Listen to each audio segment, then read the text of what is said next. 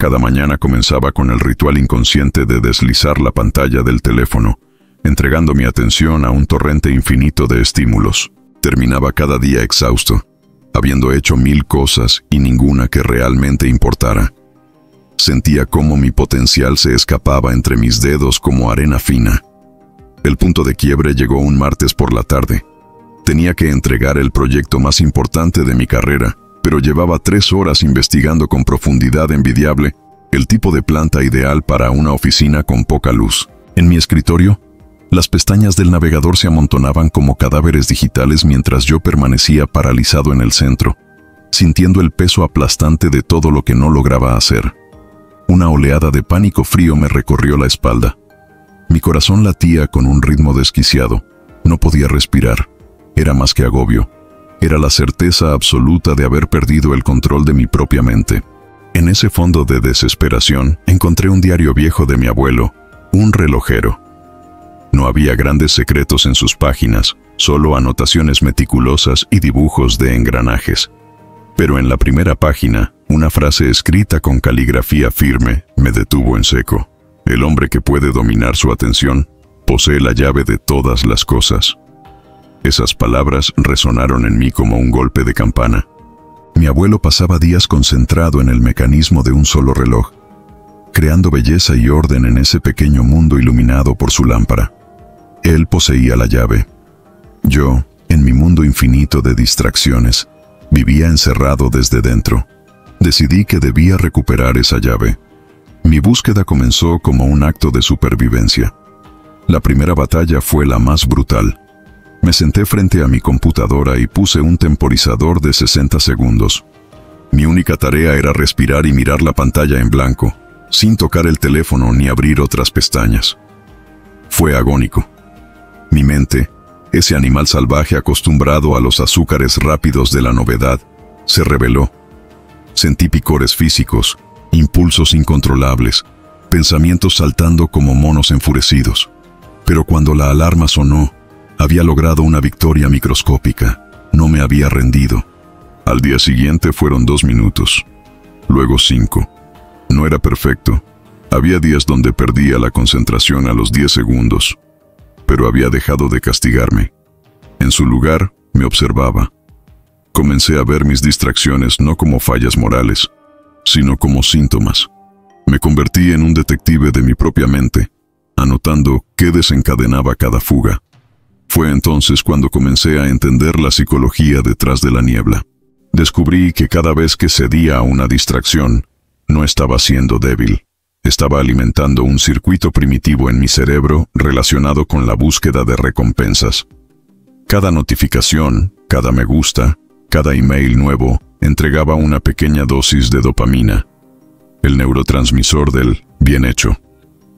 Mi cerebro había aprendido que era más fácil obtener esa dosis desplazándose hacia algo nuevo, que enfrentando el esfuerzo sostenido de una tarea compleja. Yo había entrenado a mi propio cerebro para ser adicto a la novedad. Me había convertido en el dealer de dopamina barata para mí mismo, y el precio era mi capacidad para pensar en profundidad, para crear, para vivir con propósito. Armado con esta comprensión, la naturaleza de la batalla cambió.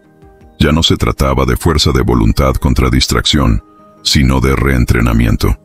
Era yo, el entrenador, contra un animal malcriado que yo mismo había creado. Implementé rituales simples pero poderosos.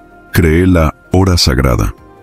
90 minutos cada mañana donde el teléfono estaba en otra habitación, internet bloqueado, y solo existía una tarea. Al principio el animal rugía con fuerza. Pero luego de unos 20 minutos de resistencia, algo mágico ocurría. La niebla se disipaba, la resistencia cedía, y entraba en un estado de flujo. Las ideas fluían, el tiempo se distorsionaba, y experimentaba un placer más profundo y satisfactorio que cualquier like, la dopamina del logro verdadero. También establecí campos de fuerza, territorios libres de distracciones, la cena sin pantallas, el dormitorio solo para dormir y leer. Le robé espacios a la niebla, centímetro a centímetro, reconquistando mi territorio mental. El proceso no fue rápido ni lineal. Hubo recaídas, días donde la niebla volvía a cerrarse. Pero un día, Meses después del comienzo de este viaje, me detuve y me di cuenta de que la casa de las 10 televisiones estaba en silencio. Había apagado una, luego otra, hasta que solo quedó una encendida, la de mi elección consciente. Podía ver el horizonte de mi vida con una claridad que no recordaba haber poseído jamás. El proyecto que me había llevado al colapso lo terminé en un tercio del tiempo, y con una calidad que sorprendió incluso a mi jefe más escéptico. Pero eso resultó ser lo menos importante. La verdadera transformación ocurrió en mi experiencia de vivir. Empecé a escuchar realmente cuando mi pareja me hablaba, no solo a oír sonidos mientras planeaba mentalmente mi respuesta. Volví a leer libros, no solo a pasar los ojos por las palabras. Redescubrí hobbies abandonados y encontré en ellos fuentes de goce que antes me eran inaccesibles. La productividad no había sido el objetivo final, sino el resultado natural de una mente enfocada. Y el enfoque resultó no ser solo para trabajar, sino para vivir cada aspecto de la existencia con presencia y profundidad. La llave que mi abuelo mencionaba en su diario no abría la puerta a la riqueza o la fama, abría la puerta a uno mismo. A la capacidad de sumergirte completamente en una conversación, en un atardecer, en una línea de código, en una nota musical, y encontrar en esa inmersión una riqueza que el mundo disperso y ruidoso nunca puede ofrecer. Ahora miro a mi alrededor y veo la misma niebla en los ojos de los demás. Veo a las personas en restaurantes, juntas pero solas, deslizando sus pantallas. Reconozco la ansiedad colectiva de una especie que ha olvidado cómo habitar su propia mente. Esta historia no es sobre un método mágico de productividad.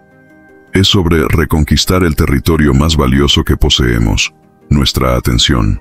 La distracción no es un defecto personal, es una condición de nuestra era. Pero es una condición a la que podemos oponer resistencia. La pregunta que te lanzo es la misma que me persiguió en mi momento de colapso. ¿Tu atención es realmente tuya? ¿O es un recurso que has estado entregando sin siquiera darte cuenta? Desbloquear el poder de tu atención significa mucho más que hacer más cosas. Significa reclamar tu capacidad de experimentar la vida en su profundidad y plenitud. Es la historia que me hizo productivo para siempre, sí, pero sobre todo, es la historia que me devolvió a mí mismo. Y la puerta, aunque pesada por el óxido del descuido, sigue ahí, esperando a que encuentres tu llave.